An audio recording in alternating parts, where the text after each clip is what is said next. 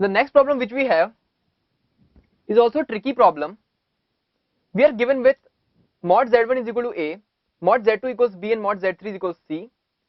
The value of this determinant is given to be equal to 0, and we need to prove that argument of z3 minus z1 upon z2 minus z1 whole square equals argument of z3 upon z2.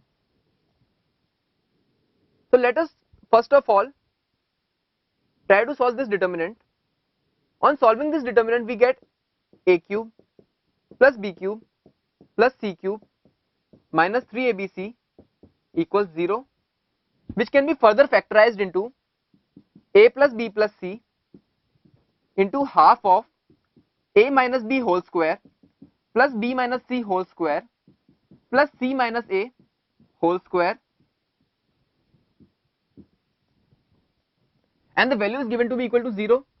Now since a is mod z1, b is mod z2, and c is mod z3, and sum of 3 mods cannot be equal to 0, so definitely this term is equal to 0, and sum of 3 positive terms or sum of 3 perfect squares can be equal to 0 only if the individual perfect squares are equal to 0, which gives a equals b equals c, that is mod z1 equals mod z2 equals mod z3. Let us take the values of these mods to be equal to r. So let us rewrite z1 is equal to r into e power iota theta 1, z2 is equal to r into e power iota theta 2, and similarly z3 is equal to r into e power iota theta 3. The mods are all taken to be equal. We need to prove argument of z3 minus z1 upon z2 minus z1 whole square to be equal to argument of z3 by z2. Definitely argument of z3 by z2 is equal to theta 3 minus theta 2. So we need to prove that the argument of this thing is equal to theta 3 minus theta 2. So let us try to find out the value of z3 minus z1 upon z2 minus z1. This is equal to r into e power iota theta 1 minus r into, or rather theta 3, upon r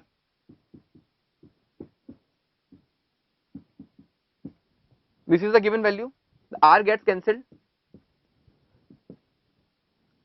Writing this e powers in cos and sin terms, we get cos theta 3 minus cos theta 1 from this term plus iota times sin theta 3 minus sin theta 1 upon cos theta 2 minus cos theta 1 plus iota times sin theta 2 minus sin theta 1. This can be further written as cos c minus cos d is 2 sin c plus d by 2 sin theta 1 minus theta 3 by 2 plus sin c minus sin d is 2 cos c plus d by 2 sin of theta 3 minus theta 1 by 2 whole divided by, the denominator can just be written by replacing theta 3 by theta 2. So we get 2 sin theta 2 plus theta 1 by 2 sin of theta 1 minus theta 2 by 2 plus 2 iota times cos of theta 2 plus theta 1 by 2 sin of theta 2 minus theta 1 by 2. The 2 will get cancelled out. Now we know that sin of theta 1 minus theta 3 by 2 is equal to minus sin theta 3 minus theta 1 by 2 is equal to iota square times sin of theta 3 minus theta 1 by 2. So the given expression can be rewritten as sin of theta 3 plus theta 1 by 2 iota square sin of theta 3 minus theta 1 by 2 plus iota times cos of theta 3 plus theta 1 by 2 into sin of theta 3 minus theta 1 by 2 divided by the entire expression replacing theta 3 by theta 2. Now iota into sin of theta 3 minus theta 2 by 2 can be taken out common, or rather this is theta 1. On taking this out common, we get cos theta 3 plus theta 1 by 2 plus iota times sin of theta 3 plus theta 1 by 2,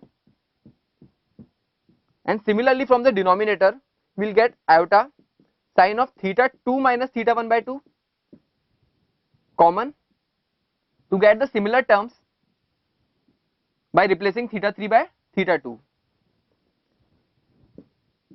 This gets cancelled out.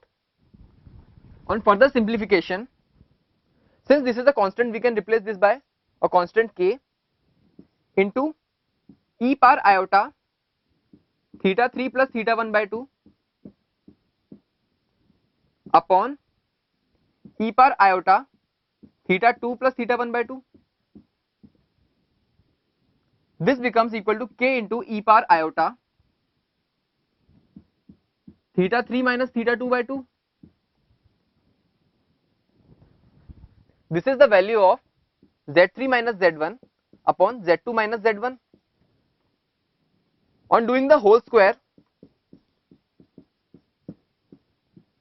we get k square into e power iota theta 3 minus theta 2. Hence the argument of z3 minus z1 upon z2 minus z1 whole square is equal to theta minus theta 2, which is equal to the argument of z3 by z2, which is also equal to theta minus theta 2. Hence the result has been proved.